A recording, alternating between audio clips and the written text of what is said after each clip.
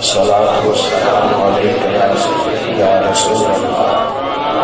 بلند آواز سے درود پاک پڑھیے، سارے دوست پڑھیے، الصلاۃ والسلام علیک یا رسول اللہ وعلی آلہ وصحبہ یا سیدی یا حبیب اللہ۔ اللہم صلی علی سیدنا و مولانا محمد معدن الجود والکرم وآلہ وصحبہ وبارک وسلم۔ بڑا بارونق اجتماع ہے،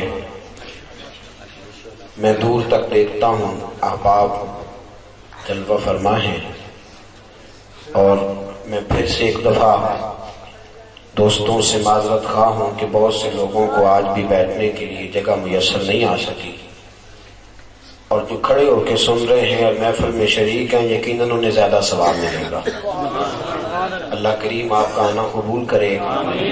بس یہ اسی طرح کا ایک ادارہ ہے، اور یہ ایسی ہی فقیری ہے کہ جس فقر میں اللہ تبارک و تعالی فضل فرما رہا ہے۔ عزیزو، آج 10 محرم الحرام کا دن گزر گیا، اور یہ وہ رات ہے کہ جس رات میں امام علی مقام حضرت امام حسین رضی اللہ تعالیٰ عنہ میدان کربلا میں اپنی اور اپنے سارے خاندان کی قربانی پیش کر چکے۔ میں بہت ساری گفتگو آپ میری سنتے رہتے ہیں، اور بہت سی باتیں ایسی ہیں جو آپ کے حاشیہ خیال میں اس سے قبل بھی ہوتی ہیں۔ میں نے ہمیشہ اپنے دوستوں سے یہی عرض کیا ہے، اور پھر یہی عرض کروں گا کہ ہمارا مقصد نہ تو کوئی علمی موضوع چھیڑنا ہے، نہ ہمارا مقصد کسی خاص عنوان پر لوگوں کو جمع کرنا ہے، بلکہ مقصد یہ ہے کہ ہمارا نام بھی ان لوگوں میں آ جائے جو سیدنا امام حسین سے محبت کرنے والے ہیں، اور ہم بھی اس زمرے میں کھڑے ہو جائیں کہ جو زمرہ میرے حبیب پاک کے مشن کی تکمیل کرنے والوں کا گروہ ہے۔ عزیزو، لوگوں نے اس داستان کو ایک داستان بنا دیا، اس کو ایک کہانی کا روپ دے دیا، حضرت امام علی مقام کی شہادت کو الجھا دیا گیا۔ لوگ اس بات کو سمجھے نہیں کہ یہ کربلا ہے، اور کربلا اس سے پہلے بھی کئی بار لگی، اور امام حسین کے بعد بھی کئی بار لگی، اور ابھی کئی بار اس کربلا کو سجنا ہے، اور کئی بار اس کربلا کو لگنا ہے۔ ابھی کئی ایسے مواقع آئیں گے جب مجھے اور آپ کو اپنے بچے قربان کرانا ہوں گے۔ وقت آئے گا کہ جب مسلمانوں کو اپنے گود کے پالے لے کے میدان میں نکلنا پڑے گا۔ مسلمانوں نہ گھبراؤ، خدا کی شان باقی ہے، ابھی اسلام زندہ ہے، ابھی قرآن باقی ہے۔ کافر کیا سمجھتے ہیں جو ہم سے روز الجھتے ہیں، ابھی تو کربلا کا آخری میدان باقی ہے۔ میرے عزیز، یہ کئی بار، اس کے بعد بھی کئی بار میدان لگا ہے، کئی بار۔ میں اور آپ، ہم رسم و رواج کے قائل لوگ ہیں، اور ہماری ذہن جو ہے وہ سطحی مزاج اختیار کر گیا ہے۔ ہم 10 محرم کو درد و الم کی ایک داستان کے طور پہ مناتے ہیں، اور پھر اس کو بھول جاتے ہیں۔ میرے عزیزوں، یہ کئی بار میدان لگا ہے۔ ابھی کچھ عرصہ پہلے یہ میدان پھر سے عراق میں لگا تھا۔ حضرت غوث اعظم کے مزار پر گولے پھینکے گئے تھے۔ حضرت غوث اعظم بھی تو میرے محبوب کریم کی اولاد ہے۔ تھوڑا عرصہ پہلے یہ میدان لگا تھا، ابھی تھوڑے دن گزرے کہ شام میں میدان لگا تھا، اور حضور کے صحابہ کے جسموں کو قبروں سے نکال کر بے حرمتی کی گئی۔ یہ تھوڑے دن کی بات ہے۔ اور میرے عزیزوں، کچھ پہلے یہ میدان افغانستان میں لگا تھا، اور کئی بار لگا تھا۔ لوگوں کے گلے کاٹے گئے تھے، ان میں پیٹرول بھرا گیا تھا، اور پھر مسلمانوں کو جہازوں میں بند کر کے جہاز میں لے جا کے ان کے وجود کو کاٹ کے فضا سے زمین پہ پھینکا گیا تھا. کسی کے بازو گر رہے تھے اور کسی کے ٹانگیں گر رہی تھیں اور کسی کا سر گر. یہ تھوڑے دن پہلے کی بات ہے. اس سے پہلے بھی یہ بازار لگے. چنگیز خان بغداد آیا, اپنے پوتے ہلاکو خان کو ساتھ لایا اور اس نے کہا تھا میں کوئی مسلمان زندہ نہیں چھوڑوں گا, مصطفیٰ کا کلمہ پڑھنے والا کوئی موجود نہیں رہے گا, میں صفحہ ہستی سے مٹا دوں گا وہ لب جو نبی پہ درود بھیجتے ہیں, اور میں نکال دوں گا وہ آنکھیں جو قرآن کی تلاوت کرتی ہیں, اور میں کاٹ دوں گا وہ گردنیں جو اللہ کے حضور سجدہ ریز ہوتی ہیں. میرے عزیزو, اسی بغداد میں, اسی شام و ایران میں کربلا لگی اور مسلمانوں کے سر کٹے. اتنے سر کٹے کہ ہلاکو خان نے اعلان کیا تھا جو ایک مسلمان کا سر کاٹ کے لائے گا میں 40,000 دینار انعام دوں گا. لوگ بھاگتے پھرتے تھے. چاہیے تھا نا لوگ کلمہ بدل جاتے, موت سے ڈر جاتے, لیکن آپ کو حیرت ہوگی بغداد کے مسلمان گلیوں میں نکل کے کہتے تھے آؤ سر کاٹ لو, ہم ہیں محمد کا کلمہ پڑھنے والے, آؤ سر کاٹو. یہ کوئی ایک بار تو نہیں لگا, یہ کئی بار لگا. بغداد کے مسلمان گلیوں میں نکل آئے اور کہتے تھے, ہلاکو خان کہتا ہے, وہ کہتا میں گلی سے گزر رہا تھا تو پیچھے سے ایک بوڑھی اماں کی آواز آئی, کہنے لگی ہلاکو خان پلٹ کے دیکھ تو صحیح, میرے تو نے صرف 2 بیٹوں کا سر کاٹا ہے, ابھی میرے 4 پوتے باقی ہیں, کہیں ایسا نہ ہو کہ بغداد کی ساری مائیں بازی لے جائیں اور میں پوتے بچا کے رکھ لوں, میرے بھی 2 ہیں, آ جا. میرے عزیز, یہ کئی بار, اس کے بعد کئی بار یہ کربلا لگی, اور میں نے کہا کہ کئی بار لگے گی. میں اور آپ ذہنی طور پہ تیار نہیں, پر ہمیں ہونا چاہیے. یہ کئی بار لگ چکی ہے. ہلاکو خان اتنا اس نے سر کاٹا مسلمانوں کا کہ سروں کی کھوپڑیاں بنا دی. کھوپڑیوں کا اس نے جمع کر کے کھوپڑیاں ان کا ایک مینار بنایا. مسلمانوں کی کٹی ہوئی کھوپڑیوں کا سروں کا مینار تعمیر کیا, اور بغداد کے اندر اس نے اپنا دربار سجا کے کہا لوگوں دیکھ لو, آج میں نے کوئی قرآن پڑھنے والا نہیں چھوڑا, کوئی نہیں آج قرآن پڑھنے والا, ختم کر دیے میں نے سارے, کوئی نہیں آج محمد کا نام لینے والا. اس بغداد میں عبد القادر جیلانی رہے, اس بغداد میں جنید بغدادی رہے, اس بغداد میں امام اعظم ابو حنیفہ رہے, اس بغداد کے اندر بڑے بڑے نامور مسلمان رہے, آج میں نے کوئی نہیں چھوڑا. ہلاکو خان کا اپنا پوتا 18 سال کا نوجوان اس کی بغل سے نکل کے کھڑا ہو گیا, کہنے لگا دادا تجھے غلطی لگ گئی ہے, قرآن پڑھنے والے تو ابھی بھی موجود ہیں. اس نے بسم اللہ پڑھی, الحمد سے قرآن شروع کیا اور والناس تک سارا ہی قرآن سنا دیا, سارا قرآن سنا دیا. اس نے کہا تمہیں پتہ نہیں کہ یہ کوئی کسی بندے کا کلام نہیں, یہ اس خدا کا کلام ہے جو کہتا ہے انا نحن نزلنا الذکر وانا لہ لحافظون, میں نے اگر نازل کیا ہے تو میں اس کی حفاظت کرنا بھی جانتا ہوں. فرمایا دیکھ ہلاکو خان کا اپنا پوتا مسلمان ہوا, اسی دادا کا پاسباں مل گئے کعبے کو صنم خانے سے, اسی دادا کا پوتا میدان میں نکلا, وہ جدھر جدھر جاتا تھا اسلام کی بات کرتا جاتا تھا, وہ جہاں جہاں جاتا تھا مسلمانوں کے لیے مدارس تعمیر کراتا تھا, مساجد تعمیر کراتا تھا, دین کے مبلغین کو موقع فراہم کرتا تھا. میرے عزیزوں کئی بار یہ کربلا لگی, کئی بار ایسا بھی ہوا کہ عیسائیوں نے صلیبی جنگیں چھیڑ دی. آج بڑے خیر خواہ بنے پھرتے ہیں نا, اور میری ملت کا جوان بھی وہ کہتا سارا کچھ بک جائے, کسی طریقے سے امریکہ کی نیشنلٹی مجھے مل جائے, سارے طریقے استعمال کروں, کسی طریقے سے لندن والے مجھے رکھ لیں. تجھے پتہ ہی نہیں یہ تیرے حبیب کے دشمن ہیں, یہ تیرے دین کے ڈاکو ہیں, یہ چور ہیں, یہ جتنا مرضی گورے رنگ کا لبادہ اوڑھ دے لیکن اندر سے بڑے گدلے ہیں, بڑے میلے ہیں. اور ان کے دلوں میں بڑا بغض ہے اسلام اور بانی اسلام کا۔ میرے عزیزو، وقت بدلا، صلیبی جنگیں چھڑ گئیں، عیسائیوں نے مسلمانوں کو پکڑ پکڑ کے ان کی کھلڑیاں ادھیڑی، ان کھلڑیوں کے اندر بارود بھرا، گندگی بھری، سڑکوں پہ پھینکی، بڑا ستایا ہے یہ اسلام کو۔ اللہ نے ایک صلاح الدین ایوبی پیدا کیا۔ صلاح الدین ایوبی نے کہا میں محمد کا جھنڈا لے کے اٹھوں گا، اور جو مصطفیٰ کا جھنڈا لے کے اٹھتا ہے اللہ اس کا مددگار بن جایا کرتا ہے۔ پھر پوری دنیا میں اسلام کا پھریرا۔ آپ اسی انڈیا میں، اسی بر صغیر میں علماء کے گلے کاٹے گئے، کالے پانی کی سزائیں دی گئیں۔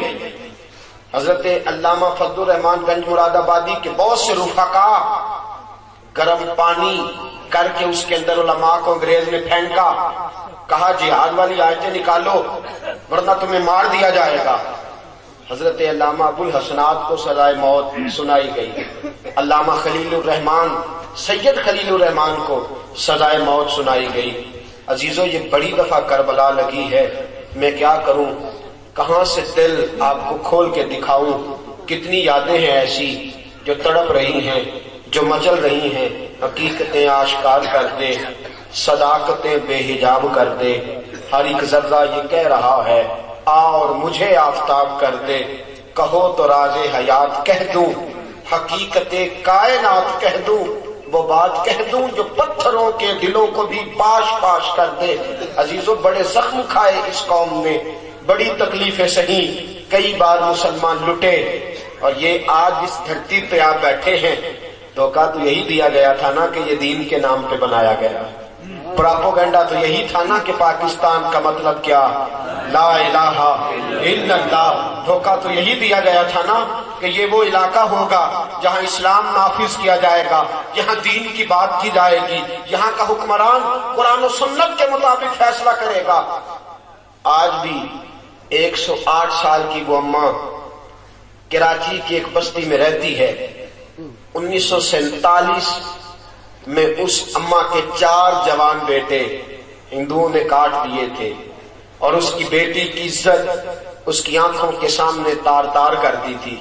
وہ 14 اگست کا دن آتا ہے تو بوڑھی اماں 2 ہاتھ لہرا کے بازار میں نکل آتی ہے، کہتی ہے حکمرانوں مجھے بتاؤ تو صحیح میری بیٹی کی عزت کیوں لوٹی تھی، مجھے بتاؤ تو صحیح اگر اسلام نافذ نہیں ہونا تھا تو میرے 4 جگر کے ٹکڑے کیوں کاٹ دیے گئے تھے، کیوں ہم لٹے، کیوں ہمیں ستایا گیا، کیوں ہمیں بے آبرو کیا گیا۔ میرے عزیزو، آج لڑائیاں ہی لڑائیاں ہیں، نہ مولوی باز آتا ہے، نہ پیر باز آتا ہے، نہ حکمران باز آتا ہے، نہ لیڈر باز آتا ہے۔ تفریق ہی تفریق ہے، تفریق ہی تفریق ہے۔ پہلے یہ تفریق ہے میں پاکستانی ہوں، مسلمان نہیں پاکستانی، اور آپ کی اس دھرتی پہ نعرہ لگتا ہے سب سے پہلے پاکستان، اسلام کا نام نہیں، پہلے میں پاکستانی ہوں، اس کے بعد میں پنجابی ہوں، اس کے بعد پھر میں گجرانوالا کا ہوں، اس کے بعد پھر میں گکھڑ کا ہوں، گکھڑ کے بعد پھر میرا محلہ کون سا ہے، اور پھر میں دوسری کی گلی برداشت نہیں کرتا، میری گلی پہلے بننی چاہیے۔ بس ایسی ہوا چلی ہے کہ ہر شخص سوچتا ہے تمام شہر جلے بس ایک میرا گھر نہ جلے۔ ہمیں اپنی اپنی پڑ گئی، اور میرے مصطفیٰ کا دین پھر سے بے آبرو، رسول اللہ کا دین پھر سے بے آبرو۔ مسجدیں بڑی بڑی، نمازی کوئی نہیں، ادارے بڑے بڑے، طلباء کوئی نہیں۔ میرے عزیزو، مجھے معاف کرنا، آج کچھ مزاج میں آپ کو تلخی محسوس ہوگی، خوگر حمد سے تھوڑا سا گلا بھی سن لے۔ محفل بھی وہی اچھی لگتی ہے جس محفل میں 10 سیاستدان اسٹیج پہ ہوں اور ان کو موقع دیا جائے وہ پیسے بھار رہے ہوں۔ نعت خواں تو امیر ہو گیا، قوال تو امیر ہو گیا۔ اس قوم نے بڑے بڑے نادانوں کو رئیس کر دیا، لیکن دین کا نام لینے والا مولوی بھکاری بن گیا۔ وہ بیچارہ کبھی کھال مانگنے جاتا ہے، وہ بیچارہ کبھی ختم کے پیسے لینے جاتا ہے، وہ کبھی کل خانی پہ جاتا ہے، وہ بھکاری بنا دیا، بھکاری۔ سازش رچی، سازش، دین کا مبلغ بھکاری بن گیا۔ ہم نے بڑا دھوکہ کیا اس دین کے ساتھ۔ دین نبی دا وانگ یتیماں رووے تے کرلاوے، میں کتھوں لبا عمر بہادر، میں کتھوں لبا عمر بہادر جڑا مینوں سینے لاوے۔ دوستو اتنے دھوکے، اتنی تکلیفیں، اتنی اذیتیں اس دین کے ساتھ۔ میں نے ایک مدرسہ بنایا، میرے اس مدرسے کے اندر 4 اساتذہ پڑھانے کے لیے بیٹھتے ہیں، 2 استانیاں معلمات پڑھانے بیٹھتی ہیں۔ میں آپ کو درد نہیں بتا سکتا کہ بچے غریب گھروں کے، ٹیلنٹ اتنا، ان کے اندر ٹیلنٹ اتنا۔ ایک ایسا بچہ میرے پاس ہے کہ اتنا ذہین بچہ، اتنا ذہین، لیکن اس کے ابا جی مجھے فون کر کے کہتے ہیں قاری صاحب، مولوی صاحب، حضرت صاحب، میں غریب آدمی ہوں، میں 8 سال میں پورا عالم نہیں بنا سکتا، آپ مہربانی کریں 2 سال میں میرے بچے کو تیار کر دیں، میں روزی روٹی بھی تو اپنی پوری کرنی ہے۔ میرے عزیز، یہ کیسا دھوکہ دیا گیا، کیسی تکلیف دی گئی، کتنی اذیت پہنچائی گئی کہ آج ہمارے بچے، رئیسوں کے بچے تو کتنی آسانیوں میں ہیں، جا جا کے منتیں کر کے اسکول میں داخل کراتے ہیں۔ اب پہلی کلاس کی فیس 2000 روپیہ رکھ دی گئی ہے، لیکن ہمارے اندر بھوت سوار ہوا انگریزی کا۔ میں سرکاری تعلیم کی مخالفت نہیں کرتا، میں انگریزی تعلیم کی، لیکن میں کہتا ہوں دین کا کیا قصور ہے، دین کی کیا غلطی ہے میرے ساتھیوں بدلا۔ اور پھر مصیبت بن جاتی ہے، ابھی جانچ پڑتال ہوتی ہے نا کاغذوں کی، تو ہمیں مصیبت بنتی ہے، ہم نمازیں یاد کرتے پھرتے، دعائے قنوت یاد کرتے پھرتے، نماز جنازہ میں اعلان ہوتا ہے آج بھی، جس کو جنازے والی دعا نہیں آتی رفیع جانی پڑھ لیں، اس کو جنازے والا درود نہیں آتا درود ابراہیمی پڑھ لیں۔ اتنا دھوکہ دین کے ساتھ، اتنا دھوکہ۔ میرے عزیز، ابھی تو کربلا لگنی ہے، ہم نے ایک کربلا میں جانا ہے، ابھی تو امام مہدی کو آنا ہے، ہم کو نکلنا ہے۔ غور کرو، تفکر کرو، روزی روٹی کے لیے نہیں آئے ہم، یہ کام تو کافر بھی کر رہا، تیری شان کس لیے زیادہ؟ سن، میرے حبیب پاک نے ڈیوٹیاں لگائیں، فرمایا ابو بکر سب سے پہلے تیری ڈیوٹی ہے میرے دین کو تھام کے رکھنا۔ صدیق اکبر نے سارا گھرانہ اکٹھا کر لیا، کہا اے عائشہ تو جائے گی میرے مصطفیٰ کے حرم میں، اور کہا اے اسماء تیری ڈیوٹی ہے میرے مصطفیٰ کی نوکری کرنی۔ کہا اے میرے بیٹے میں جا رہا ہوں نبی پاک کو لے کے غار ثور میں، سارا دن قافلوں کی خبر رکھنا، شام کو مجھے پہنچانا۔ ابو بکر نے کبھی سوچا بھی نہیں تھا کہ میں کبھی امیر المومنین بنوں گا، انہوں نے کبھی تصور بھی نہیں، اکیلے تنے تنہا پورا خاندان ڈیوٹی پہ لگا کے کہا دین کی امانت ہے ہمارے پاس آئی ہے، ہم نے اس کی حفاظت کرنی ہے، اس کے لیے قربانی دینی ہے۔ سارا گھرانہ جناب صدیق اکبر نے، سیدہ عائشہ فرماتے ہیں 40,000 دینار کل پونجی تھے۔ میرے ابا جی حضور کے ساتھ ہجرت کے لیے جانے لگے تو سارے رومال میں باندھ کے لے گئے۔ میری ماں کہنے لگی ابو بکر بچوں کا کیا بنے گا؟ فرمایا جس مصطفیٰ کے ساتھ میں جا رہا ہوں اس نبی نے فرمایا ہے کہ اللہ پر توکل کرنے والوں کا اللہ وارث بن جایا کرتا ہے۔ فرمایا حضور 40 دینار ابو بکر نے ساتھ، باپ نابینا تھے، وہ اعتراض کرتے تھے تو صدیق اکبر نے ایک ٹوئے میں روڑے رکھ کے اوپر کپڑا ڈال دیا، فرمایا ابا جی پوچھے پیسے کدھر ہیں تو ان کا روڑوں پہ ہاتھ رکھوا دینا تاکہ پتہ چلے پیسے ادھر ہی ہیں۔ جوان بیٹی صدیق اکبر کی۔ غار ثور پہ گئے ہیں آپ لوگ؟ کچھ لوگ گئے ہیں نا، بڑے کم لوگ غار ثور پہ جاتے ہیں۔ تقریباً 3 میل کے لگ بھگ سفر ہے یا کم و بیش ہوگا۔ میرے عزیزوں 5413 فٹ اونچی غار ہے، چڑھا نہیں جاتا۔ میرے ساتھ یہ میرے عزیز موجود تھے، مجھے کھینچ کے لے گئے اور پکڑ پکڑ کے واپس لائے۔ اس غار ثور میں حضور تشریف فرما ہے۔ آپ نے کبھی تنہائی کاٹی ہے دین کے لیے؟ میں 3 سال شیب ابی طالب کی بات نہیں کرتا، 3 راتوں کی بات کرتا ہوں۔ میرے رسول پاک اور اپنے ہی گھر میں حضور بے وطن ہو گئے، اور میرے رسول پاک غار ثور میں حضرت ابو بکر نے جوان بیٹی کی ڈیوٹی لگائی۔ دوستو جوان بیٹیاں تو دن کے اجالے میں باہر کوئی نہیں نکالتا۔ صدیق اکبر نے کہا بیٹی رات کو روٹی پکا کے لے کے آنا۔ حضرت اسماء رات کے اندھیرے میں روٹی باندھ کے اس غار ثور پہ جایا کرتی تھی اور روٹی دے کے آتی تھی۔ دوسرا دن آیا تو ابو جال آیا، کہنے لگا بتا تیرا باپ کدھر ہے؟ حضرت صدیق اکبر کی جوان صاحبزادی کہا اسماء بول تیرا باپ کدھر ہے؟ تو جناب اسماء کہنے لگی کیا کروں، مسلمان ہوں، جھوٹ میں بول نہیں سکتی، ہوں نا مسلمان، جھوٹ نکلتا نہیں۔ حضرت اسماء کہنے لگی مجھے پتا ہے پر تجھے بتاؤں گی نہیں، مجھے پتا ہے پر تجھے بتاؤں گی نہیں، پتا ہے مجھے وہ کہاں ہے پر میں تجھے بتاؤں گی۔ ایک عورت اور دنیا کا سب سے ظالم آدمی ابو جہل، بتانا پڑے گا پر میں نہیں بتاؤں گی، پتا بھی ہے پر بتاؤں گی۔ دوستو لوگ کٹھے ہو گئے، بحث بڑھ گئی، ابو جہل نے تھپڑ مارا حضرت اسماء کے منہ پہ، اور یہ کسی غریب کی بیٹی نہیں، سردار مکہ کی بیٹی ہے، صدیق اکبر کی صاحبزادی ہے، تھپڑ مارا، نیچے پتھر تھا، حضرت اسماء پتھر پہ گری، آپ کا ایک ہونٹ پھٹ گیا، کانوں میں بالی تھی وہ کان میں پھر گئی، خون بہنے لگا، حضرت اسماء اسی طرح اٹھی، لوگ پکڑ کے ابو جہل کو لے گئے، شرم کر، عورتوں کے منہ لگتا ہے، کھینچ کے لے گئے، جناب اسماء اٹھی، منہ کے اوپر رومال باندھا، روتی ہوئی کھانا پکانا شروع کر دیا۔ ابو بکر صدیق کی بیٹی تڑپتی ہوئی کھانا پکا کے اور سر جھکا کے غار میں پہنچی اور کھانا آگے رکھا۔ ابو بکر صدیق نے پوچھا بیٹا خیر ہے، گھر میں ساری خیر ہے، سب ٹھیک تھے؟ تو حضرت اسماء کے دو آنسو گرے، بیٹی روئے اور باپ تڑپے نہ، بیٹی پریشان ہو اور باپ کی طبیعت پہ گراں نہ گزرے۔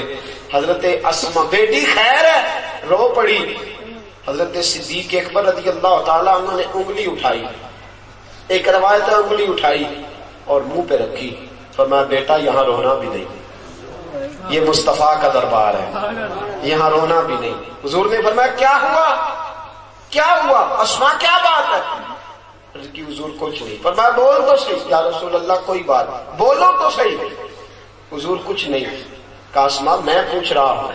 حضرت اسماء نے چہرے سے نقاب ہٹایا تو خون پھر سے بہنے لگا، رسول کریم کی مقدس آنکھیں چھلک پڑی، ہاتھ اٹھ گئے، کہا اے اللہ تو ابو بکر کی خدمتیں دیکھ رہا ہے، اے اللہ تو صدیق اکبر کی قربانیاں دیکھ رہا ہے، اے اللہ دین کی امانت کو کس طرح ادا کر رہا ہے تو دیکھ رہا ہے، اے اللہ گواہ ہو جا میں ابو بکر سے راضی ہوں، تو بھی اس سے راضی رہنا، میں راضی ہوں صدیق اکبر سے۔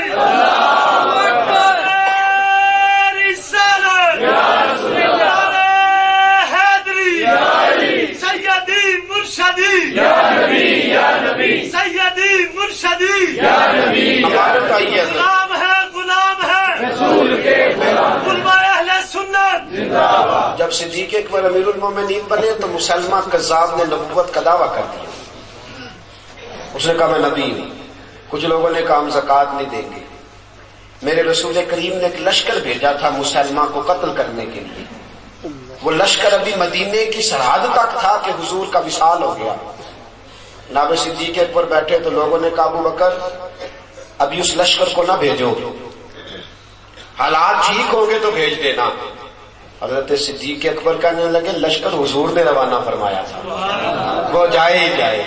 کہا ابو بکر آزمائشیں آ سکتی ہیں، کافر چڑھ آئیں گے۔ آپ نے فرمایا میں مدینے میں اکیلا رہ گیا اور جنگل کے درندے آ کے میری بوٹیاں نوچ کے لے گئے، تو پھر بھی جو جو ڈیوٹیاں حضور لگا کے گئے ہیں ساری پوری کرتا رہوں، ساری ڈیوٹیاں پوری کروں گا۔ میرے عزیزو امانت ہے دین کی۔ سیدنا فاروق اعظم کے پاس آ گئی، بڑا مال آیا فاروق اعظم کے پاس، بڑا سرمایہ مسلمانوں کا، لیکن فاروق اعظم کی طامت پہ 17 پیبند ہی رہے۔ فاروق اعظم کے پاس بڑا پیسہ آیا، مسلمانوں میں بانٹا، دین پہ لگایا، لیکن سرانہ نہیں اپنا بنایا، مٹی کا سرانہ لے کے آرام کرتے رہے، روڑے پہ ہی سر رکھ کے سوئے۔ ایک دن توجہ ہے آپ کی، میں مشکل باتیں تو نہیں کر رہا ساتھیوں، بڑا عجیب موضوع میں نے چھیڑ دیا اور بڑا پر لطف عنوان چھیڑ دیا۔ یہ ایسا موضوع ہے جب میں اس کو بیان کرتا ہوں تو مجھے لگتا ہے مجھ پہ سحر طاری ہے، مجھ پر اثر کر رہا ہے۔ جب میں یہ واقعات پڑھتا ہوں تو لگتا یہ ہے کہ یہ میرے اندر کی اصلاح کرتے جا رہے ہیں، یہ مجھے جھنجھوڑ رہے ہیں، یہ میرے ضمیر کو ملامت پر مجبور کر رہے ہیں۔ حضرت فاروق اعظم رضی اللہ تعالیٰ عنہ کا زمانہ آیا، ساری زندگی فاروق اعظم نے اپنی طامت نہیں بدلی، کرتا نہیں. حضرت علی ملنے گئے، دروازے پہ کھڑے ہیں، عمر باہر ہی نہیں آ رہے، بار بار پیغام بھیجا، بار باہر ہی نہیں آتے. آپ نے کہا کہ حضرت عمر کے بیٹے سے بھیج اپنے باپ کو، لاکھوں مربع میل کا حکم، بھیج اپنے باپ کو. حضرت عمر کے بیٹے رو پڑے، کہنے لگے مولا علی بات یہ ہے کہ ابا جی کے پاس ایک ہی قمیض ہے اور میری اماں عمر کی بیوی نے قمیض کو دھو کے خشک ہونے کے لیے ڈال دیا ہے، وہ ذرا خشک ہوتی ہے تو ابا جی پہن کے آتے ہیں. میرا حکمران آج عدل اس لیے نہیں قائم کر سکتا کہ اس کی اپنی عیاشی ختم نہیں ہوتی. وہ بھوک کاٹتے تھے، اپنے اوپر نہیں قوم پر خرچ کرتے تھے. تو عدل، انصاف، محبت ساری زندگی عمر. ایک دن حضرت علی المرتضیٰ سے ملاقات ہوگی، امام حسن اور حسین ساتھ ہیں. تو سیدنا فاروق اعظم سے جناب علی کہنے لگے میں کچھ ملکوں کا، کچھ صوبوں کا دورہ کر کے آیا ہوں. اے عمر توجہ ہے آپ کی، بڑا قیمتی جملہ. حضرت علی کہنے لگے میں کچھ صوبوں کا دورہ کر کے آیا ہوں، عمر لوگ تیری بڑی تعریف کرتے ہیں. آپ نے فرمایا علی تو یار ہے، تو کہے گا ہی، اگر حسن اور حسین تعریف کرے تو مانوں گا. یہ میرے مصطفیٰ کے صاحبزادے ہیں، یہ رسول اللہ کا خاندان ہے، اگر یہ تعریف کرے تو میں مانتا ہوں. امام حسن کہنے لگے امیر المومنین میں کیا تعریف کروں گا جب آپ کی تعریف پوری دنیا کر رہی ہے، آپ نے کمال حق ادا کیا ہے نبی پاک کی جانشینی کا، میں کیا تعریف کروں گا، سارا زمانہ کر رہا ہے. کہ حسین آپ کا کیا خیال ہے؟ توجہ ہے آپ کی؟ بڑی مہربانی، تھوڑی دیر بیٹھ جائیں، سارے ساتھی بیٹھ جائیں، خوشبو والے دوست بھی بیٹھ جائیں تھوڑی دیر کے لیے. اللہ سلامتی عطا کرے، آپ کو بہت ساری جزا دے، آپ تشریف لائے.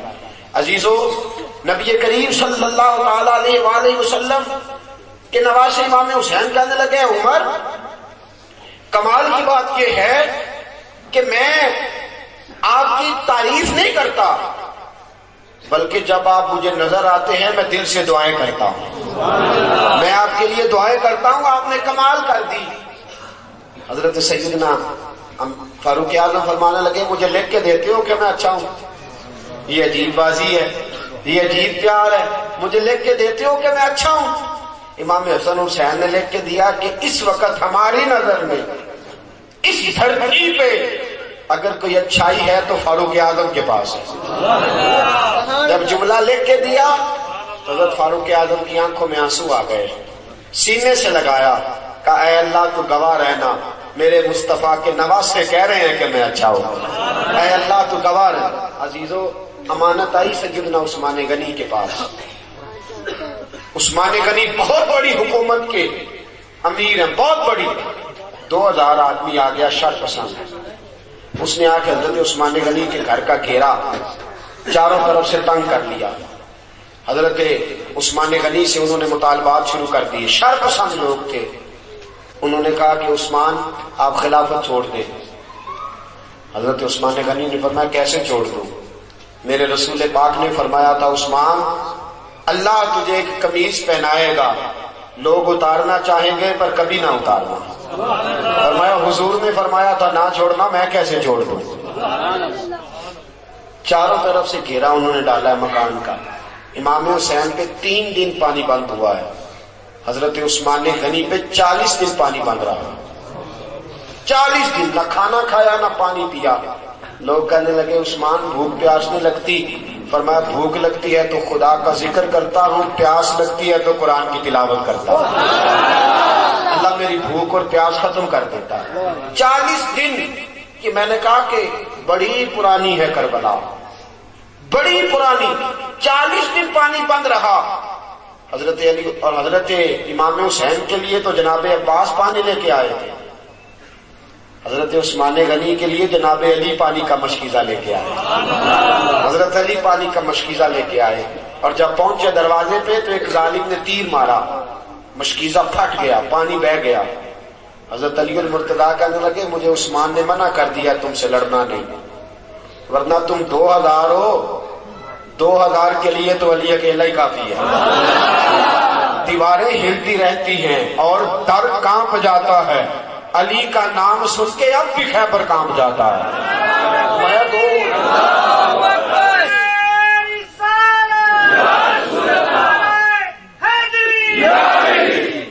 میرے عزیزو سنو، بات بڑی آگے بڑھ گئی.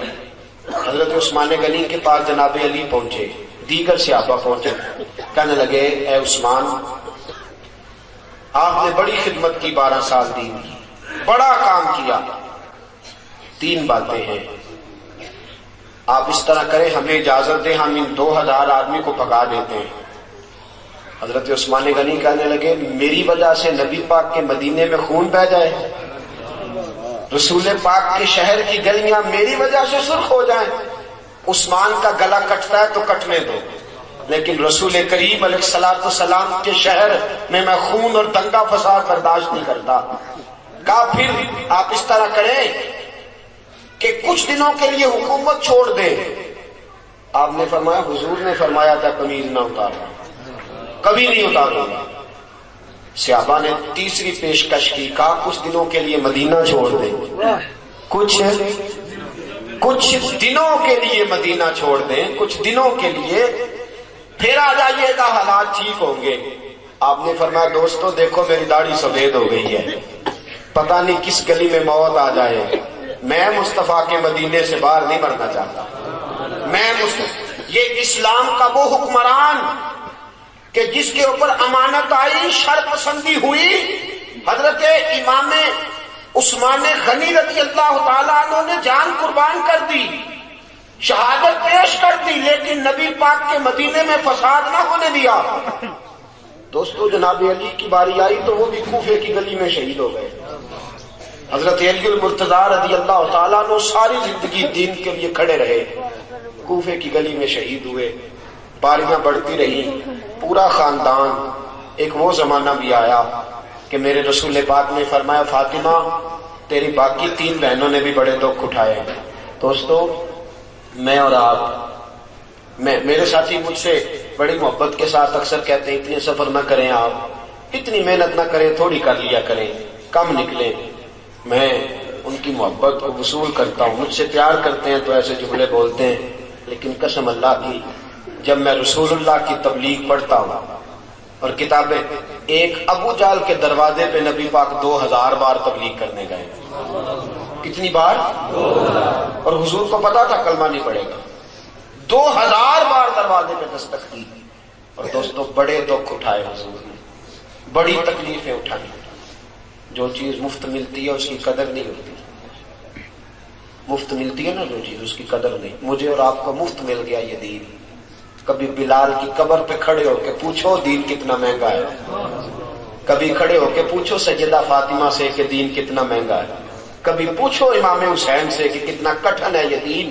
میرے عزیزو رسول پاک کی 2 شہزادیاں، نکاح ہوا ہے، ابھی رخصتی نہیں ہوئی. ابو لہب کے 2 بیٹے، انہوں نے طلاق بھیج دی، کہنے لگے یا کلمہ پڑھانا چھوڑ دے ورنہ طلاق دے دیں گے. حضور نے فرمایا میرا تیرا اختلاف ہے، بچوں کا کیا قصور ہے. ابو لہب کہنے لگا نہیں میں طلاق دے دوں گا. گھر بیٹھی 2 بچیوں کی طلاق پہنچی.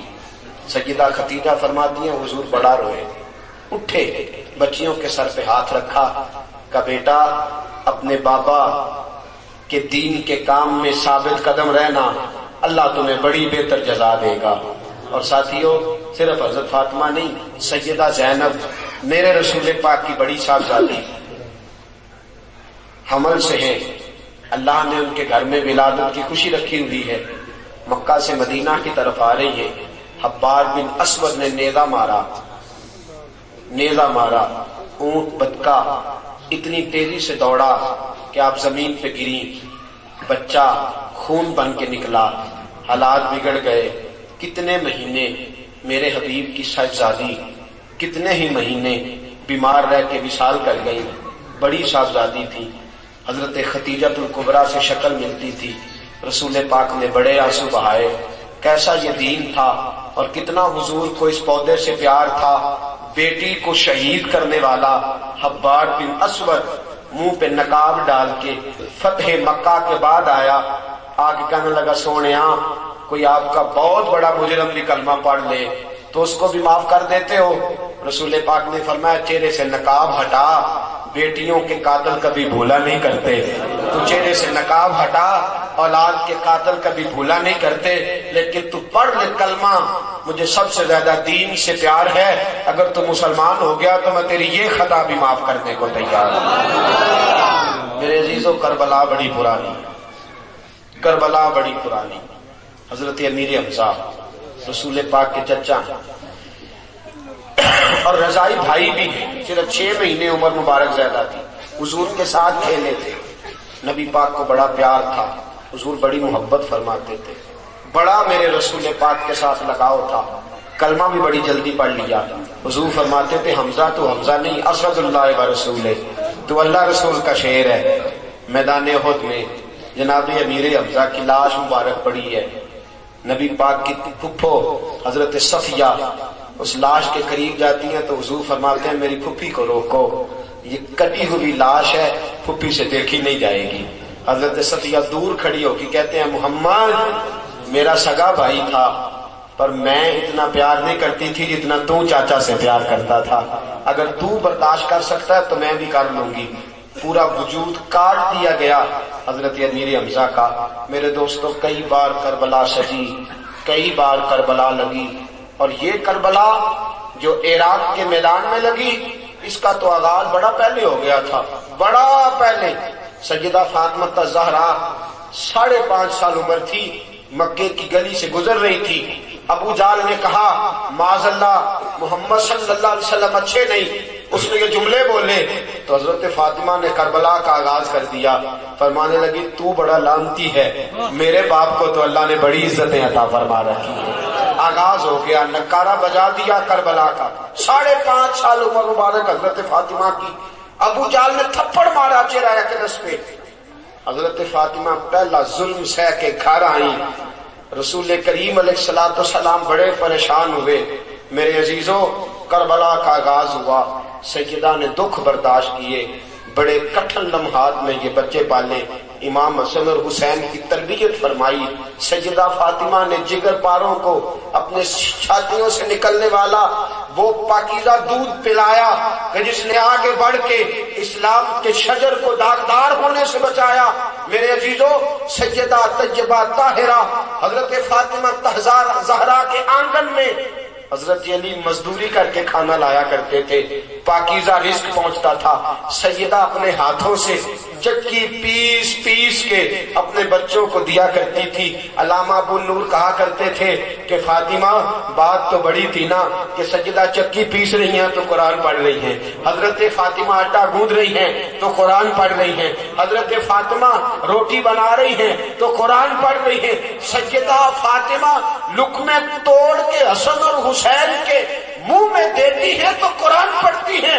حسین نے مسکرا کے کہا اماں تو نے بڑی لوریاں دی ہیں قرآن پڑھ پڑھ کے، تو نے بڑی روٹیاں پکائی ہیں قرآن پڑھ پڑھ کے، تو نے میرے لیے بڑی چکیاں پیسی ہیں قرآن پڑھ پڑھ کے، قسم ہے تیری تلاوتوں کی، میں بھی تیری تلاوتوں کی لاج رکھوں گا۔ سارے ممبروں پہ قرآن پڑھنے کے عادی ہیں، میں نیزے کی نوک پہ چڑھ کے بھی قرآن کی تلاوت ہی کرتا رہا ہوں، نیزے کی نوک پہ چڑھ کے بھی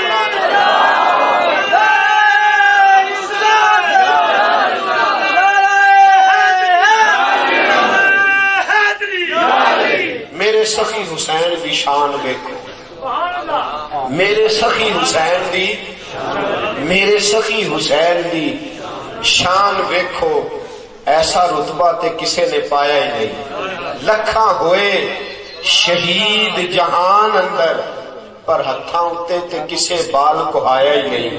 اپنے رب نو راضی کرن واسطے سجدے اندر تے کسے سیس کو آیا ہی نہیں۔ ممبراں اتے تے سارے ہی قرآن پڑھ دے، پر چڑھ کے نیزے تے کسے سنایا ہی نہیں۔ ممبراں اتے تے سارے ہی قرآن پڑھ دے، پر چڑھ کے نیزے تے کسے۔ میری بہنیں، میری مائیں، بچیاں مجھے سن رہی ہیں، ماں فاطمہ ہو تو بیٹا حسن اور حسین ہوا کرتا ہے۔ ایسا نہ ہو کہ تیرا لب و لہجہ انگریزی ہو، تیرا طرز کلام انگریزی ہو، تو بات کرے تو گانے گنگنا گنگنا کے، تو دودھ پلائے بچوں کو تو انڈیا کی گفتگو چھیڑ کے۔ میری بہن، بچی، میری بہنوں یاد رکھنا، اگر تمہارے لبوں پہ قرآن ہوا تو بچے بھی قرآن کے قاری ہی پیدا ہوں گے. اگر تمہارے لبوں پہ قرآن ہوا تو ڈھونڈنا نہیں پڑے گا ہمیں تراویح کے لیے حافظ، تلاش نہیں کرنا پڑے گا ہمیں عالم. خواجہ بختیار کاکی رحمت اللہ علیہ قاری صاحب کے پاس پڑھنے گئے، 5-6 سال کی عمر ہے. بسم اللہ قاری صاحب نے پڑھائی تو 5.5 سال کے بچے نے 15 سپارے قرآن وہیں بیٹھ کے سنا دیا. قاری صاحب کہنے لگے بیٹا کہاں سے سیکھا؟ کہنے لگا دیکھ کے مجھے نہیں پڑھنا آتا. خواجہ صاحب کہتے ہیں دیکھ کے نہیں پڑھنا آتا، پر میری اماں 15 سپارے کی حافظ تھی، وہ سارا دن پڑھتی رہتی تھی، مجھے بھی 15 سپارے یاد ہو گئے. سارا دن قرآن. میرے عزیز اس دین کو ضرورت ہے. یہ میرے اور آپ کے پاس آیا ہے، میرے اور آپ کے پاس. ہم نے اس دین کو تکلیف، اگر دکھ پہنچے میرے جملے سے تو مجھے معاف کرنا، معاف کرنا، پھر معاف کرنا. میرے عزیزو قرآن صرف ختم پہ پڑھنے کے لیے، قبروں پہ پڑھنے کے لیے. قرآن پاک صرف اس لیے ہے کہ چلو آؤ گھر میں جیل نہ آ گیا سورہ بقرہ پڑھ لیں، آؤ قرآن پاک کی تلاوت کر لیں. کاروبار نہیں چلتا تو وہاں بچوں کو بلا کے، اس لیے آیا قرآن. یہ ثواب کی کتاب ہے. یہ ساری باتیں بھی ٹھیک ہے، لیکن قرآن انقلاب کے لیے آیا. قرآن انقلاب کے لیے آیا. قرآن پڑھو، اس کو سمجھو، اس پہ غور کرو. کتنے مفسر ملتے ہیں آج آپ کو قرآن کے؟ کتنے لوگ آپ کو ایسے ملتے ہیں جو قرآن کی فہم سے واقف ہیں، جو قرآن کی تفسیر سے آگاہ ہیں؟ ہمارے ہاں تو قرآن مجید کا ترجمہ تفسیر نہ پڑھا جاتا نہ پڑھایا جاتا. میرے عزیز کتنے لوگ تمہیں ایسے ملیں گے جو قرآن کا درس دے رہے ہیں. میں نے سینکڑوں بار بات کی، یا پھر دہراتا ہوں، درد دل. میرے عزیزوں ہمیں بڑا بھی شوق ہونا تو بچے کو حافظ بنانے کا. 3 سال میں وہ حفظ کر کے آتا ہے، پھر کلین شیو کراتا ہے، نماز نہیں پڑھتا، چھوڑ دیتا ہے سارا کچھ.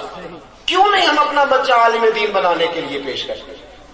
یہ ہمارا نہیں دین، برابر کا نہیں سب کا. آج تو لوگوں نے دین سے جان چھڑانے کے طریقے تلاش کیے. کچھ کہتے ہیں میں مولوی نہیں، میں مولویوں سے متنفر ہوں. بے شک بڑے لوگ مجھ سے پہلے بھی ناراض رہتے ہیں، کہتے ہیں آپ سخت سخت باتیں کرتے ہیں. کیا کروں عزیزو، وڈیرا، پرانا وڈیرا جاگیردار اپنے گاؤں میں سکول نہیں بننے دیتا تھا. کہتا تھا یہ بچے پڑھ گئے تو میری بھینسوں کو چارہ کون ڈالے گا. پیر صاحب بھی اپنی درگاہ پہ مدرسہ نہیں بننے دیتے. وہ کہتے ہیں یہ قرآن و حدیث پڑھ گئے تو مجھے پیر کون مانے گا، لہذا مدرسہ ہی نہ بناؤ، خالی دربار بناؤ. یہ پڑھ گئے تو مجھے کون مانے گا، تو پتہ چل جائے گا پیر کون ہوتا ہے. تو قرآن و حدیث پڑھ جائے. میں نے اور تو نے دربار آباد کر دیے ہیں، مدارس برباد کر دیے. کتنے گھر ہیں جن کے گھروں میں تفسیر قرآن پاک کی موجود ہے؟ کتنے گھر ہیں جن میں میرے نبی پاک کی سیرت پر کتابیں موجود ہیں؟ کتنے گھر ہیں جن گھروں کے اندر رسول کریم علیہ السلام کے دین اور مسائل شریعہ جاننے والے لوگ موجود ہیں؟ میرے عزیزو دین کی امانت جب تک حسین کے پاس تھی، امام حسین نے قربان کر دیا سارا کچھ، سارا کچھ قربان کر دیا. اور جب تیرے اور میرے پاس آئی ہے ہم نے کیا کیا ہے؟ جو وقت بچا وہ دین کو دیا. جو وقت بچا. بیٹا آپ نماز کیوں نہیں پڑھتے؟ ٹائم نہیں ہوتا. بھائی جو فارغ ہوتے ہیں وہ نماز پڑھتے ہیں، جو ویلے ہوتے ہیں وہ نمازی ہوتے ہیں. میں نے کہا کہ میں آپ کو کربلا سنا رہا ہوں، میں اسی لیے اس کا نام رکھتا ہوں پیغام حسین، تاکہ یہ واقعہ کربلا نہ رہے، یہ امام حسین کا پیغام بنے. عزیز میرے یاد رکھ، آج دین تیرے اور میرے پاس آیا، یہ بڑا پریشان ہے. اس کو پھر سے خون کی ضرورت ہے، اس کو پھر سے مجاہدین کی ضرورت ہے. آج ہم نے دین کو صرف اتنا اپنایا کہ کبھی حالات بگڑ جائیں تو ہم مسجد کا رخ کر لیتے ہیں، کبھی طبیعت بگڑ جائے تو ہم مسجد کا رخ کر لیتے ہیں. ورنہ میرے دوست ہمارا اپنے دین سے وہ رشتہ نہیں جو کہ رشتہ ہونا چاہیے. غریب الوطن دین، پریشان دین. دیکھو نا کیسا وطن ہے جس میں 2 لوگ ایک دوسرے کو جا رہے ہیں، کوئی شہید ہے کوئی مردود ہے، اسی بات پہ بحثیں ہو رہی ہیں. یہ کیسا ہم نے دین کا حلیہ بگاڑا، ہم سمجھے نہیں اس بات کو. کہ یہ دین تو لوگوں تک پہنچانے کے لیے ہے، آگے بڑھانے کے لیے، عام کرنے کے لیے۔ میرے عزیزوں، سیدنا امام علی مقام نے 2 خطبے دیے، وقت قریب ہوتا ہے، 2 خطبے ہیں، بس اپنی بات تکمیل کی طرف لے جا رہا ہوں۔ ایک خطبہ ہے سارے لوگوں کو، اور ایک امام حسین کا خطبہ ہے اپنے خاص لوگوں کو۔ امام حسین کا خطبہ مقام بیضا پر آپ نے خطبہ دیا، فرمایا ظالموں، تم نے اللہ کے دین کو پامال کیا، شراب جلوے کو رواج دیا، بے حیائی کو عروج دیا، تو میں تمہارے خلاف نکلا۔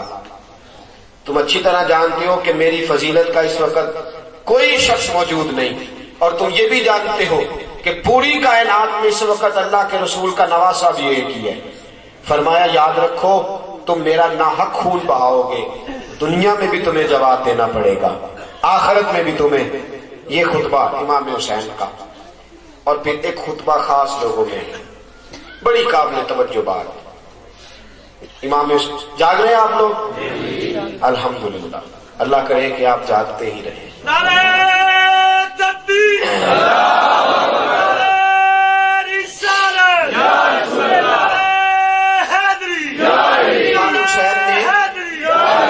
ایک خطبہ دیا فردن فردن گھر کے افراد کو۔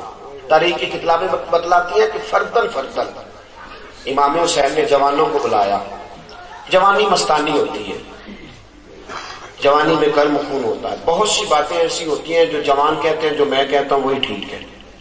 اور ویسے بھی آج چونکہ میڈیا کا دور ہے، الجھا سا دیا ہے ہمارے نوجوانوں کو، بیچارے سمجھ ہی نہیں پا رہے۔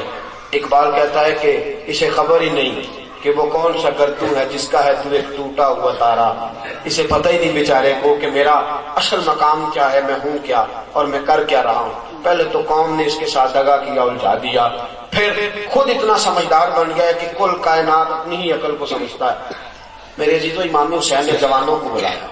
کون سے جوان؟ حضرت قاسم بن حسن 17 سال کا جوان، حضرت علی اکبر بن حسین 19 سال کا جوان، پھر حضرت علی المرتضیٰ کے 3 بیٹے امام حسین کے چھوٹے بھائی، ان کو بلایا، سب کو بٹھایا، اور امام حسین نے فرمایا میرے ساتھ آنے والے میرے خاندان کے جوانوں، دیکھو تمہارے پاس ابھی بڑا لمبا وقت پڑا ہے، بڑا لمبا وقت پڑا ہے، زندگی ہے، سارا کچھ ہے۔ یزید کی مخالفت میرے ساتھ ہے، تمہارے پاس بڑا وقت ہے، یزید کی مخالفت میرے ساتھ ہے، وہ میرے خون کا پیاسا ہے، مجھے شہید کر کے ٹھنڈا ہو جائے گا۔ تم اگر اپنے بارے میں کوئی فیصلہ کرو تو تمہیں اجازت ہے۔ بڑا کڑا جملہ، بڑا سخت امتحان۔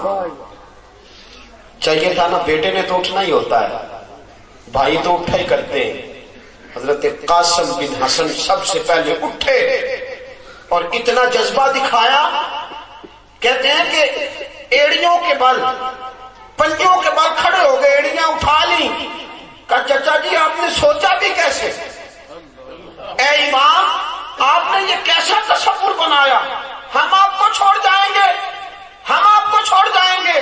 کہا چچا آپ کے بیٹے بعد میں جائیں گے، آپ کے بھائی بعد میں جائیں گے، سب سے پہلے حسن کا بیٹا میدان میں جائے گا، میں جاؤں گا سب سے پہلے میدان میں جاؤں گا۔ پھر یزید نے خط لکھا ہوا تھا حضرت علی کے باقی 4 بیٹوں کو کہ تم آ جاؤ، حضرت عباس ہے، حضرت ابوبکر بن علی ہے، عمر بن علی ہے، عثمان بن علی ہے، آ جاؤ تم۔ امام حسین نے بھائیوں کی طرف نظر دوڑائی تو بھائی بھائی ہوتے ہیں، انہوں نے جوش نہ دکھایا، رو پڑے، کہنے لگے حسین ہم تو اپنے آپ کو خوش نصیب سمجھتے ہیں کہ تیرا جیسا بھائی حصے میں آیا ہے، تیرے جیسا بھائی، تو چھوڑنے کی بات کرتا ہے، تیرے خون کے قطرے بعد میں گریں گے، پہلے ہماری گردنیں کٹیں گی۔ بیویاں کم ہمت ہوتی ہیں۔ حضرت سیدنا امام علی مقام سب سے پہلے اپنی بیوی حضرت شہربانوں کے پاس گئے، کہا تو ایران کے بادشاہ کی بیٹی ہے، تو نے زندگی میں سوکھے دیکھے، دکھ نہیں دیکھے، تو اگر جانا چاہے تو میں ایران بھیج دیتا ہوں، اگر تیرا پروگرام ہو تو مدینے بھیج دیتا ہوں۔ حضرت شہربانو اٹھی، اٹھ کے قریب جا کے قدموں میں بیٹھ گئی، کہنے لگی ایران کی بیٹی تھی پر جانتا کوئی نہیں تھا، جب سے حسین کی کنیز بنی ہوں سارا زمانہ جاننے لگا، سارا زمانہ جاننے لگا۔ ایران کے بادشاہ کی بیٹی تھی، کوئی نہیں جانتا تھا، آج ہی تو مجھے مزہ آیا ہے جینے کا۔ اور لوگ کہتے ہیں دکھ کیسے سہے جاتے ہیں، فرمایا یوں دکھ سہے جاتے ہیں جیسے میں سہ رہی ہوں، میرے ماتھے پہ شکن نہیں دیکھو گے۔ اور پھر میرے ساتھیوں سب سے پوچھ لیا، سب سے، حضرت زینب سے پوچھا ہی کچھ نہیں، بات ہی کوئی نہیں کی، کوئی تذکرہ نہ۔ سیدہ زینب اٹھی، قریب گئی، کہنے لگی حسین ایک ایک سے کلام کیا، مجھ سے کوئی بات نہیں کرتی، سب سے تو نے کلام کر لیا، مجھ سے کوئی بات نہیں کرنی۔ تو حضرت سیدنا امام حسین کہنے لگے زینب باقیوں کے بارے میں سوال پیدا ہوتا تھا، تیرے بارے میں تو سوال بھی پیدا نہیں نہ ہو سکتا، تیرے بارے میں تو سوال بھی پیدا نہیں ہو سکتا، باقیوں سے تو میں نے پوچھا تاکہ گواہی ہو جائے۔ جس طرح جناب ابراہیم نے بیٹے سے پوچھ لیا تھا کہ مجھے خواب آئی ہے تجھے ذبح کر رہا ہوں، تیرا کیا خیال ہے؟ فرمایا میں نے تو سنت ابراہیمی ادا کر کے پوچھ لیا، تجھ سے میں پوچھوں کیوں پوچھوں تجھ سے؟ حضرت سیدہ زینب میرے عزیزو میدان کربلا میں امام حسین نے سارا کچھ قربان کیا، ناز و نام چھوڑے، امام حسین برائی کے خلاف اٹھے، پھر ڈٹ گئے، کربلا لگی، کربلا سجی، حسین کا سر مبارک وجود سے کٹا، نیزے کی نوک پہ چڑھا، کوفے کی گلیوں میں پھرا، دمشق کے بازاروں میں پھرا، سارا خاندان جو بچ گیا تھا وہ بیڑیوں میں الجھا ہوا تھا۔ قیامت تک وہ منظر دنیا بھلا نہ سکے گی جب سیدہ زینب قافلہ سالار بن کے امام زین العابدین کو ساتھ لے کے میدان کربلا میں نکلی ہوئی تھی۔ میرے عزیزو وہ سارا کوفہ میدان کربلا، دمشق کی گلیاں میدان کربلا، اور پھر وہ سارے کا سارا گھرانہ، اور اتنا درد تھا اس واقعہ میں، اتنی تکلیف تھی اس واقعہ میں کہ امام زین العابدین جب گئے تھے تو داڑھی مبارک کالی تھی، جب واپس آئے تو ساری سفید ہو گئی تھی، اتنا درد تھا۔ لیکن پتہ ہے کردار کیا بنا کے رکھا؟ جب مختار کے فوجی چڑھے اور انہوں نے امام حسین کے قاتل ایک ایک پکڑ کے قتل کیے تو میرے عزیزو حضرت امام زین العابدین کا خیمہ تھا مدینے کے باہر، خیمے میں رہا کرتے تھے، وہاں ایک شمر نامی شخص جس نے قتل کیا امام حسین کو شہید کیا، جس نے پانی بند کیا، اس کے پیچھے مختار کے فوجی چڑھ گئے، دوڑتا ہوا اچانک امام زین العابدین کے خیمے میں حجرے میں داخل ہو گیا۔ امام حسین مصلی پہ بیٹھ کے قرآن پڑھ رہے تھے، یوں نظر اٹھائی، جھکا لی، اس نے کہا السلام علیکم، فرمایا وعلیکم السلام، کہنے لگا بھاگ بھاگ کے خشک ہو گیا گلا۔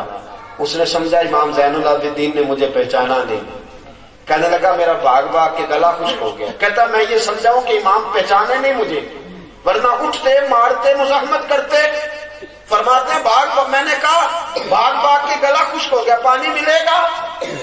امام زین العابدین نے قرآن پاک کو لپیٹا، اٹھے، ہاتھوں سے پیالے میں پانی ڈالا، ایک پیالہ بھر کے پلایا، اور پیے گا؟ کہنے لگا ہاں، دوسرا بھی دیا، تیسرا بھی دیا۔ ہم تو دشمن کو بھی پاکیزہ سزا دیتے ہیں، پاکیزہ سزا دیتے۔ فرمایا 3 پیالے پانی کے پیے، شمر کہتا ہے باہر نکلا، شرمندگی سے شرابور ہو گیا کہ کیسا خاندان ہے، بتا تو دوں کہ میں شمر ہوں، پانی پی لیا ہے، موت بھی میرے قریب ہے، بتا تو دوں۔ اندر گیا، جا کے امام زین العابدین سے کہنے لگا لگتا آپ نے پہچانا نہیں، اور میں تو نے میرا سارا خاندان پیاسا کاٹ دیا، میں تجھے بھول سکتا ہوں؟ میں تجھے بھول سکتا ہوں؟ میرا سارا گھرانہ پیاسا تو نے کاٹ دیا، میں بھول سکتا ہوں؟ پہلی نظر پڑی تھی تیرے چہرے پر تو مجھے علی اصغر کی ساری پیاس یاد آ گئی، مجھے عباس کے کٹے ہوئے بازو یاد آ گئے تھے، مجھے امام حسین کا العطش العطش کہنا فوراً یاد آ گیا تھا، سارا کچھ یاد آیا۔ کہنے لگا پھر پانی کیوں پلایا؟ فرمایا بند کرنا تمہارا طریقہ ہے اور دشمنوں کو پلا دینا میرے نانا محمد عربی کا طریقہ صلی اللہ تعالی علیہ وسلم۔ یہ فرق ہے تیرے اور میرے طریقے میں میرے عزیز۔ وہ پھر بھی دین کے لیے ڈٹے رہے، دین کے لیے خدمات سر انجام دیتے رہے۔ میں नाखुश नहीं, वो इकबाल ने कहा था ना उम्मीद नहीं इकबाल अपनी कश्त वीरां से, जरा सी नम हो तो मट्टी बड़ी देखना, कोई माकूल बंदोबस्त नहीं और इतनी बड़ी तादाद में दोस्तों का जमा होना। परसों हमारे दोस्तों ने वजीराबाद में प्रोग्राम किया था, उसका कैफ 2 दिन तक तारी रहा दोस्तों। रात को राहवाली में अजीजों ने प्रोग्राम किया, मस्जिद भर गई, फिर उसकी छत पे लोग गए। इसका मतलब ये है कि नाउमीद नहीं इकबाल अपनी कश्ते वीरां से, जरा सी नम हो तो मट्टी बड़ी जरखेज है साथी। आज मैंने जुम्मे में एक जुमला कह दिया, मैंने कहा मैं माफी चाहता हूं जिन दोस्तों को जगह नहीं मिली। तो एक दोस्त मुझे पता क्या कहते हैं असर की नमाज के बाद, कहने लगे को ना गल कर दे। मैंने कहा क्यों? कहने लगे आप छप्पड़ के किनारे भी शुरू कर दे, हम वहां पहुंचने को भी तैयार हैं। आप शुरू कर दे, बात करनी हम तैयार हैं। मैं कुछ रोजे से भी था, कुछ थका हुआ भी था, कुछ बीमार भी था। उन्होंने बात की तो मैं फिर से जवान हो गया। मेरे अजीज, ना उम्मीद नहीं इकबाल अपनी कश्ते वीरां से, जरा सी नम हो तो मट्टी बड़ी। मेरा एक दोस्त मुझे कहा करता था अब शुदाई है, कभी जवान भी बात माना करते हैं। मैंने कहा नहीं, मुझे एक बार कह तो लेने दो, बड़ी बात मानते हैं जवान। यहाँ सुबह 8 बजे जब मैं कमरे का दरवाजा खोल के निकला तो यहाँ कुछ जवान खड़े थे जो काम करने को तैयार थे। यहाँ सारा दिन काम होता रहा, सारा दिन खिदमत होती रही। मेरे अजीजों, हम एक ऐसा काफिला तैयार करना चाहते हैं कि जिस काफिले के अंदर वो लोग हों कि दीन के नाम पे तड़पना जानते हों। हम एक ऐसी जमात को फरोग देना चाहते हैं कि जो ये बतलाए कि हम नाम के नहीं काम के मुसलमान हैं। हम अपने किरदार से तब्दीली लाना चाहते हैं, हम सिर्फ तकरीरों से नहीं, हम इनकलाब बर्पा करना चाहते हैं किरदार के साथ। ना पहले कभी दावा किया था, ना इसके बाद कभी करेंगे। कोई दावा नहीं कि हम इनकलाब बर्पा करेंगे। हजरत इब्राहिम अलैहिस्सलाम को आग में फेंका जाने लगा तो एक चिड़िया कहने लगी अपनी सहेलियों से, चलो इब्राहिम की आग बुझाने चले। एक चिड़िया, इतनी लंबी चौड़ी आग है कि ऊपर से परिंदा जाता है तो जल जाता है। बाकी चिड़िया कहने लगी कैसी फजूल बात करती है, एक कतरा पानी आएगा हमारे मुंह में, हजरत इब्राहिम की आग हम कैसे बजाएंगे। वो चिड़िया कहने लगी चलो तो सही। उसने कतरा पानी का मुंह में उठाया और जनाब इब्राहिम की आग के करीब जाके फेंका। अल्लाह ने फरमाया या नारु कूनी बरदम व सलामन अला इब्राहिम, आग ठंडी हो जा। वो चिड़िया वो उछलती हुई वापस आई, सहेलियों से कहने लगी तुम नहीं ना गई, मेरे एक कतरे से सारी आग बुझ गई है। अगर तुम सारी चलती तो सैलाब आ जाता, इब्राहिम के दुश्मन तो सारे बह जाने थे, तुम गई नहीं। हम चाहते हैं कतरा ही सही, कतरा ही सही, नाम तो आए ना। आपको हमारे साथ चलना चाहिए, हर लिहाज से चलना चाहिए। एक दोस्त ने मुझे और भी एक शिकवा किया, कहने लगा फंड ज्यादा मांगने लग गए आप लोग। कहते हैं पैसे ज्यादा मांगते हैं। कहते मैं पहले के बहता तो पीछे बहना फिर न चंगे का ऐलान करते लोग क्या बंदा चंगा है, हंस रहे हैं ना आप लोग, फिर ना मांग लो आज फंड आपसे। सुने मेरे दोस्तों बात, मसला ये है आप जिस जगह बैठे हुए हैं इसमें से 10 मरले हमारी है, हमारा ख्याल है सारी मदरसे की हो जाए। दिल है मेरा, ख्याल है मेरा, बाकी मेरे दोस्त मेरी सपोर्ट नहीं करते इस बात में। वो कहते नहीं होली होली चलो। अब मैं अंदर का क्या करूं, मेरा उछलता ही बड़ा है, मेरा अंदर जो है वो चुटकी बड़ी। मैं कहता हूं जल्दी जल्दी हो, इदारा बने। मेरे कारी साहिबान मेरे साथ जो बैठ के मदरसे में उस्ताद पढ़ाने वाले हैं वो भी मुझे कहते हैं हजरत साहब इतना जज्बा हमने देखा नहीं कभी। मैं उनसे कहता हूं आप चलो तो सही। मैं सफर पे निकलता हूं ना, जब तबलीग के सफर पे 4 दिन से मुसलसल तकरीरें कर रहा हूं और रात को फिर चला जाऊंगा, पिंडी से आगे 2 घंटे का सफर है, कल वहां तकरीर करके परसों वापस पहुंचूंगा और फिर 2 तकरीरें वापस आके करूंगा। ड्राइवर भी कई दफा बदल जाते हैं, सवार भी बदल जाते हैं, लेकिन मैं वही रहता हूं। ये असल कहानी क्या है? असल कहानी ये है कि अल्लाह जब किसी से काम लेता है तो उसे तौफीक भी देता ही जाता है। पता मुझे खुद को ही नहीं चलता, मैं पुरानी बातें दोहराता रहता हूं, फिर भी दोस्त आकर सुनते ही रहते हैं। ये मेरे दोस्तों بڑی ضرورت ہے آپ کے ہر قسم. سب سے پہلا تعاون ہمارے ساتھ یہ کریں کہ اپنے اندر تبدیلی پیدا کریں. اگر اس محفل سے آپ اسی طرح اٹھ کے چلے جائیں جس طرح باقی جگہوں پہ پلو جھاڑ کے چلے جاتے ہیں تو پھر اس کا مطلب ہے ہم نے پایا کچھ نہیں. ایک عادت بری صرف ایک آج چھوڑ دینی ہے. اتنا تو پیار امام حسین سے کر لیں گے نا جی. میری پتہ کیا خواہش ہے, سگریٹ پینے والے آج کے بعد سگریٹ نہ پیئیں. ہو سکتا ہے جی؟ نہیں, جو کہتا نہیں پیوں گا وہ بتائے صرف مجھے, جوش نہیں دکھائیں. جوش کم از کم ایک بری عادت. سگریٹ پینے والے سگریٹ چھوڑ سکتے ہیں اور ایک اچھی عادت اپنا لیں. ایک بری چھوڑ دیں, ایک اچھی. آج امام حسین سے پیار کریں. ایک اچھی عادت بے نمازی نماز شروع کر دیں. مجھ سے نہیں, اللہ رسول سے وعدہ, مجھ سے نہیں. بے شک نہ بولیں, بے شک آپ کھڑے نہ کریں. بے نمازی نماز شروع کر دیں.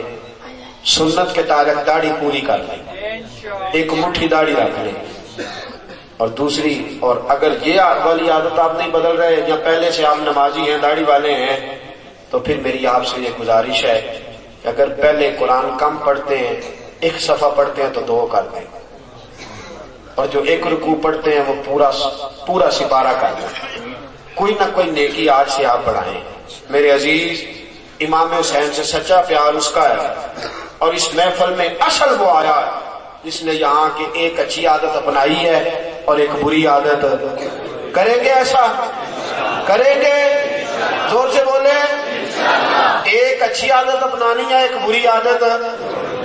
پہلا تعاون. دوسرا تعاون آپ نے یہ کرنا ہے, دوسرا تعاون وہ آپ نے یہ کرنا ہے کہ میرے دوستوں کوشش کریں کہ اپنا نہیں تو دوست کا, دوست کا نہیں تو بھائی کا, کوئی ایک بیٹا تو دین کو ملنا چاہیے مولوی بنانے کے لیے. کیا کرنے کے لیے جی؟ میرا ٹائم ختم ہو گیا ہے, بس اب آپ محبت کر رہا ہوں صرف آپ سے. تقریر ختم ہو گئی. کس کے لیے؟ ہم نے انشاءاللہ لفظ مولوی کو عزت دینی ہے. کوئی نہیں چھپنا, بالکل کوئی ضرورت نہیں منہ پہ نقاب لینے کی کہ مجھے لوگ مولوی کہتے ہو تو میں چھپوں. کوئی بات نہیں, مجھے آپ جم کے کہیں, کوئی حرج نہیں. ہم نے اس لفظ کو باوقار کرنا ہے. کریں گے کوئی نہ کوئی بچہ تیار, کوئی نہ کوئی بچہ تیار کریں گے, دین کے لیے دیں گے, کوشش کریں گے, پیسے بھی دیں گے. کب جی؟ شاہ صاحب کہتے ہیں جدوں آنکھو گے. میرا خیال ہے انہیں آنکھ دئیے. آپ لوگ اس ادارے کے ساتھ تعاون کر کے جایا کریں, ہمیشہ تعاون کیا کریں. میرا 50 سے 60 ہزار خرچ ہوتا ہے ہر مہینے یہاں, مجھے ادا کرنا پڑتا ہے, مجھے ادا کرنا پڑتا ہے. کئی دفعہ قرضے بھی میرے اوپر چڑھتے ہیں. 7.5 لاکھ روپیہ رمضان میں اکٹھا ہوا تھا, جگہ کے پیسے دے دیے. 1.5 لاکھ روپیہ اس کے بعد قربانی کی کھالوں پہ آیا, وہ ابھی تک چل رہا ہے ماحول کے اندر. آپ سب کو پتا ہے کہ یہ کتنا بڑا ہمارا سلسلہ ہے. دروس ہوتے ہیں, جلسے ہوتے ہیں, اتنے اتنے بڑے بندوبست ہوتے ہیں. آپ پیسے دیتے ہیں تو کام چلتا ہے نا. تو آپ مہربانی فرمائیں, آج بھی کچھ نہ کچھ دے کے ہی جائیں. فنڈ کا کوئی نہ کوئی سلسلہ اٹھے گا, میں کوشش کروں. ہر ساتھی ہر لحاظ سے یہاں تعاون کیا کریں. اس نظام کو بڑھانا ہے. بس میں بات ختم کروں گا. دیکھیں نا, آپ کے لیے 20 دے کے لنگر پکایا, وہ بھی آپ نے کھا کے جانا ہے انشاءاللہ, وہ بھی آپ نے کھا کے جانا ہے. یہ مدرسے کا تعاون ہے, اس کو کبھی نہیں آپ نے بھولنا. ہر ساتھی جہاں تک اس سے ممکن ہو وہ 10 روپے تعاون کر سکتا ہے تو ہمارے سر کا سربراہ ہے, اسے ضرور کرنا چاہیے. یہ آپ لوگ کبھی نہیں بھولیں, جلدی جلدی کریں.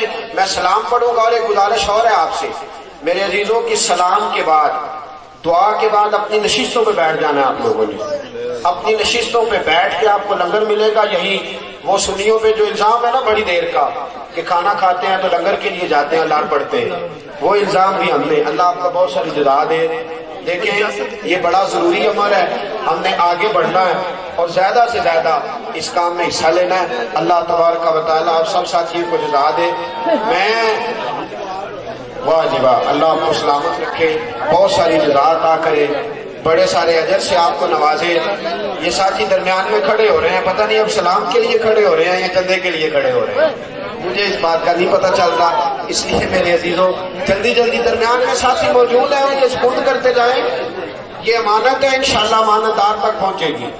تو آپ دوست لوگ موجود ہیں وہاں, وہ جلدی جلدی اس کام کو سمیٹیں، اس کے بعد سلام پڑھا جائے گا، پھر دعا ہوگی انشاءاللہ، اور پھر انشاءاللہ تعالی اپنی نشستوں پہ آپ بیٹھیں گے اور پھر یہ سلسلہ جو ہے اس کو آگے بڑھایا جائے گا۔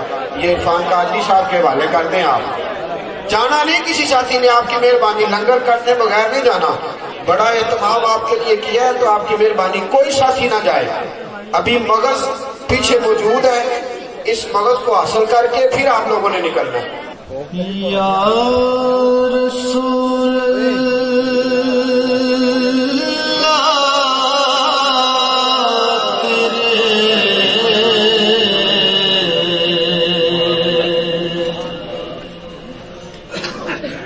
در کی فضا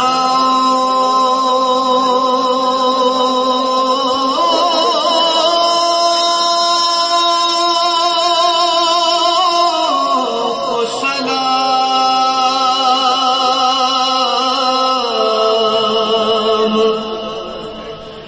گنبد خضرا کی ٹھنڈی چھاؤں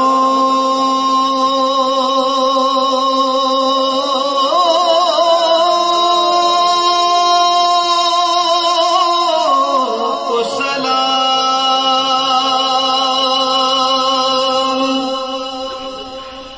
جو مدینے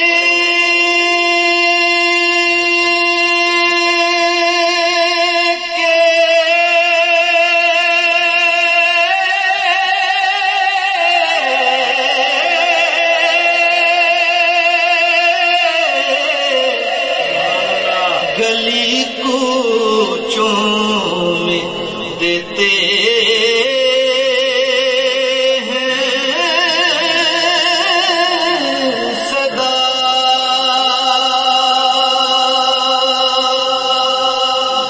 جو مدینے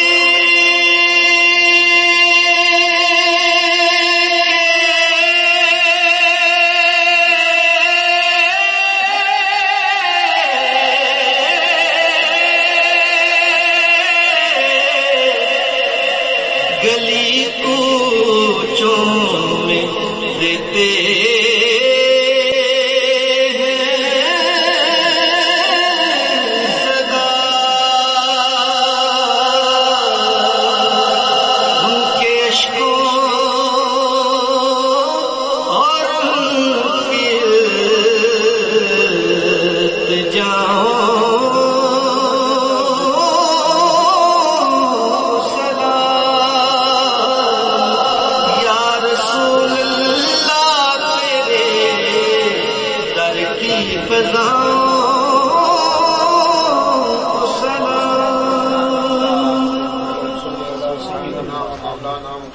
معدن الجود والکرم وآلہ وبارک وسلم۔ اللہ کریم تیرے پیارے حبیب صلی اللہ تعالی علیہ وسلم کے پیارے نواسے حضرت امام علی مقام کی بارگاہ میں نذرانہ عقیدت پیش کرنے کے لیے دور و دراز سے لوگ چل کے تشریف لائے۔ اے اللہ ہم سب نے وقت نکالا، تو نیتوں کو جانتا ہے، ارادہ صرف اور صرف بارگاہ امام علی مقام میں نذرانہ عقیدت کا ہے۔ اے اللہ ہماری حاضری کو قبول فرما، اے اللہ ہماری حاضری کو قبول فرما، اے اللہ ہماری حاضری کو قبول فرما۔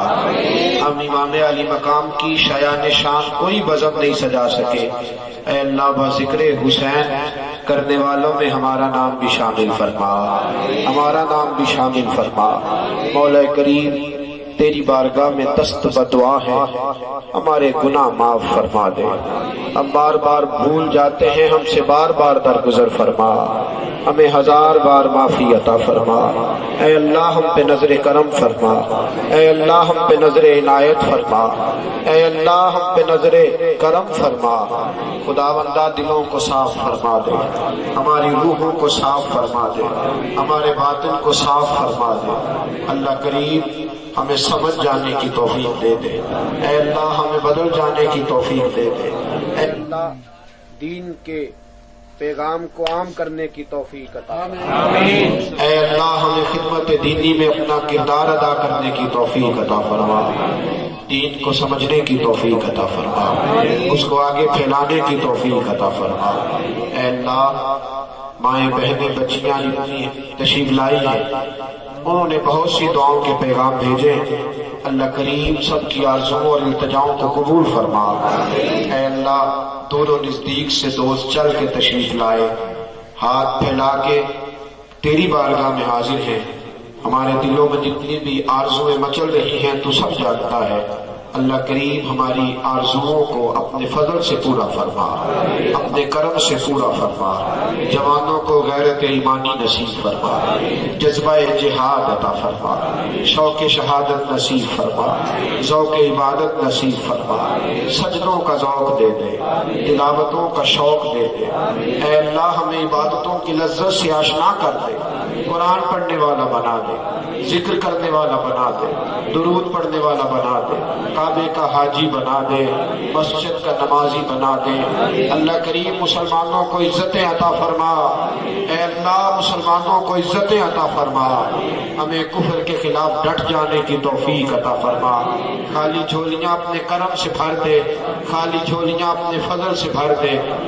جن دوستوں نے اس بزم حسن میں کوئی تعاون کیا یا ہمیشہ دین کے کام میں ہم سے تعاون کرتے، اے اللہ سب کو جزائے خیر عطا فرما۔ وہ کسی صورت میں بھی تعاون ہو، یہاں آ کے محفل میں شریک ہونے کا تعاون ہو، ہاتھ اٹھا کے دعا دینے کا تعاون ہو، اللہ کریم کسی بھی طرح کوئی شریک محبت ہے تو خدا بندہ بہتر جزا عطا فرما۔ اے اللہ میرے وہ عزیز جو دن رات اس کام کو لے کے آگے بڑھ رہے ہیں، اے اللہ ہر بزم کو سجاتے ہیں، ہر پروگرام کو نکھارتے ہیں، یہاں اپنا وقت دیتے ہیں، اپنا پسینہ بہاتے ہیں، اے اللہ ان پہ فضل فرما، جوانیوں کو سلامتی عطا فرما، آسانیاں نصیب فرما، انہیں دنیا اور آخرت کی ساری عزتوں سے نواز دے۔ اے اللہ خاص فضل فرما دے، خاص رحمت کر دے۔ مولا کریم ہمارے ہاتھ اٹھ گئے ہیں تو بامراد کر دے، فضل فرما دے، حسینی بن جانے کی توفیق دے دے، حسینی بن جانے کی توفیق دے دے۔ رب اغفر وارحم وانت خیر الراحمین، ربنا تقبل منا انك انت السميع العليم وتب علينا انك انت التواب الرحيم، وصلى الله تعالى على حبيبه سيدنا ومولانا محمد